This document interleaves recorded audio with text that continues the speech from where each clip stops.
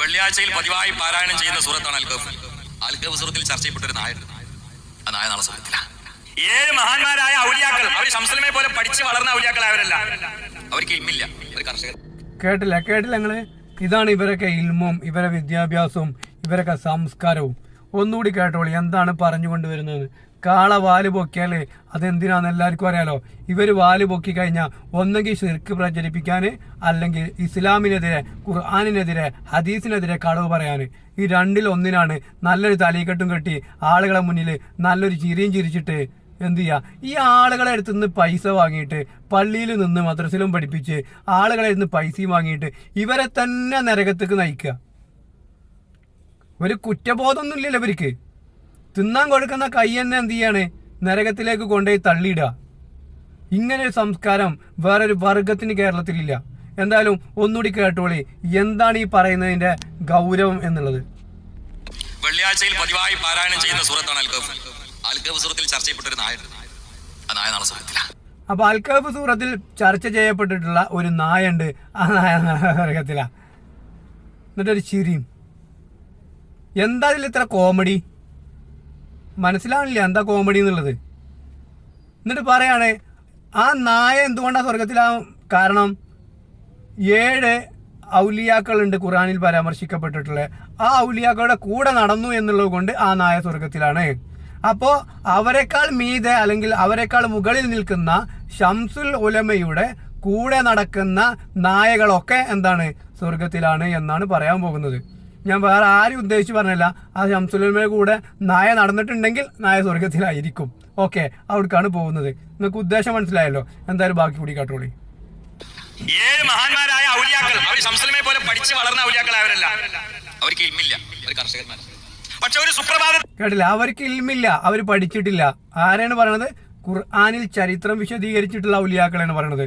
ഖുർആനിൽ വ്യക്തമായിട്ട് ഷഹ്റു റമളാനല്ലദീ ഉൻസില ഫീഹിൽ ഖുർആൻ, ഖുർആനിൽ വ്യക്തമായിട്ട് പറയുന്നുണ്ട് ഈ ചരിത്രം. ആ ചരിത്രം വിശദീകരിച്ചെന്ന ആരാ? അള്ളാഹുവിന്റെ റസൂല് പറഞ്ഞിട്ടുണ്ടോ ഇങ്ങനെ ഒരു കാര്യം? അല്ലെങ്കിൽ സ്വഹാബത്ത് പറഞ്ഞിട്ടുണ്ടോ?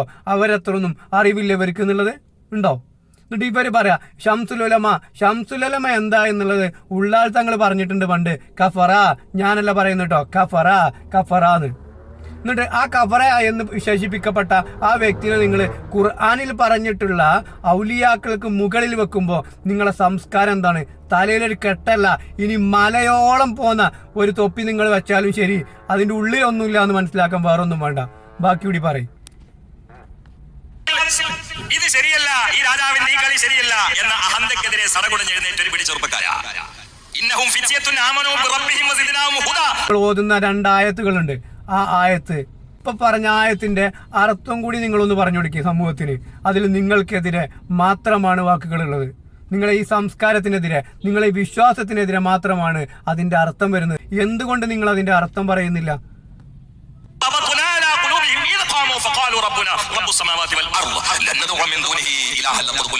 നാടകം കളിക്കാന് കലാഭവനിലൊക്കെ ഇയാള് പഠിച്ചിട്ടുണ്ടെങ്കിൽ കലാഭവൻ പണിയൊന്നും ഒന്നും അല്ലാതായി പോയേനെ.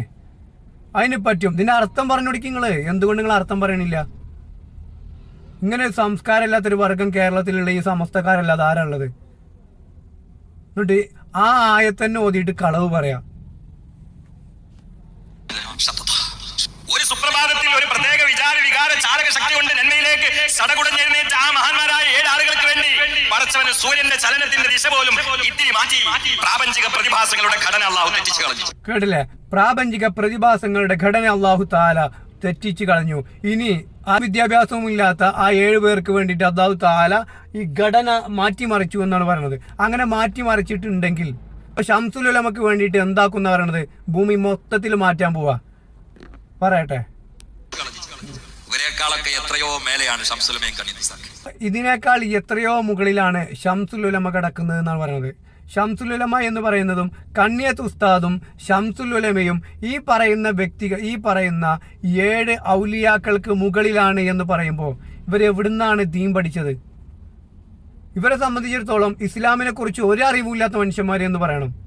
അള്ളാഹു താല ഖുർആനിൽ പരാമർശിക്കപ്പെട്ടിട്ടുള്ള ഔലിയാക്കളെ കുറിച്ച് പറയുമ്പോൾ ആ ഔലിയാക്കളുടെ കൂടെ നടന്ന നായ സ്വർഗത്തിലാണ് എന്ന് ഖുർആൻ വിശദമായിട്ട് പറയുമ്പോൾ ഈ പറയുന്ന ഷംസുലുലമയുടെയും കണ്ണിയത്ത് ഉസ്താദിൻ്റെയും കൂടെ നടന്ന നായകളൊക്കെ സ്വർഗത്തിലാണ് എന്ന് പറയാൻ വേണ്ടിയിട്ട് ഇത്രയും ബുദ്ധിമുട്ട് സഹിക്കേണ്ടി വരിക എന്ന് പറഞ്ഞാൽ, ഇസ്ലാമിൻ്റെ പേരിൽ ഇത്രയും കളവ് പറയാന്ന് പറഞ്ഞാൽ എന്താണ് ഇവരൊക്കെ ഇസ്ലാമിനെ കുറിച്ച് മനസ്സിലാക്കിയിട്ടുള്ളത്?